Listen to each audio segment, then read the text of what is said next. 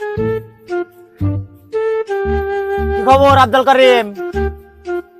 দিনকাল কেমন যাইতেছে? আরে ভাই ভালো না রে ভাই। তোমার বিদেশ যাওয়ার কথা শুনলাম তো। আর তো আরে ভাই দালাল টাকা মেরে দিছি। আর তুমি কোন দালাল ধরো? দুনিয়ার মানুষে বিদেশে পাঠাই দিছি, কামাই করে দেশে পাঠাই দিছে, সংসার চালাই দিছে মিয়া। তুমি এখন দালাল ভাই আপনি বিদেশ পাঠান? হ্যাঁ, আমি বিদেশে লোক পাঠাই তো। তা তো জানি না। আমি তো বিদেশ পাঠাই, তুমি বিদেশ যাবে? আও বসে কথা কই। তাহলে তুমি একটা কাজ করো, তোমাকে আমি বুঝাই। ওই জায়গায় মানুষ এ পর্যন্ত অনেক মানুষ গেছে, আমার 7 জন যাই পর্যন্ত কাজ করতেছে, বুঝছো? কনস্ট্রাকশনের কাজ। তুমি যদি যাও, হ্যাঁ কাজ ভালোভাবে করতে পারবে, সংসার ভালোভাবে চলবে। তুমি এলাকার ভাই, কাজ করে খালি তো আমার লস নাই। আমার দোয়া করি ভালোভাবে কাজ করো। শোনো, তোমার বেতন ভালোই দেবো। প্রথমে বেতন দেবো 1500 টাকা। ভাই আর একটু পারে না?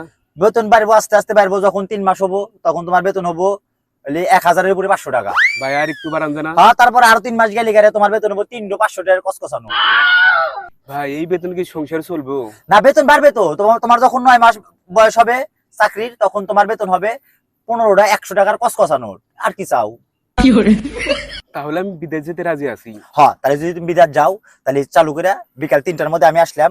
বিকাল 3টার মধ্যে 4 লাখ টাকা লাগবে। তুমি 2 লাখ টাকা নিয়ে বিকাল 4টার মধ্যে আমার বাসায় এসো। তোমার সমস্ত ব্যবস্থা আমি করে দিবনি, সমস্যা নাই। তুমি তাহলে তোমার ফ্ল্যাট কিন্তু এই সামনে হবো, ঠিক আছে? হ্যাঁ ভাই, তুমি তাহলে চলে আপনাকে অসংখ্য ধন্যবাদ ভাই। হ্যাঁ। আমি খুব তাড়াতাড়ি যত তাড়াতাড়ি হোক আমি টাকার ব্যবস্থা করতে। ঠিক আছে, তুমি বাবু করে বিকেলে। হ্যাঁ, হ্যাঁ, ঠিক আছে ভাই, ওকে। যাও।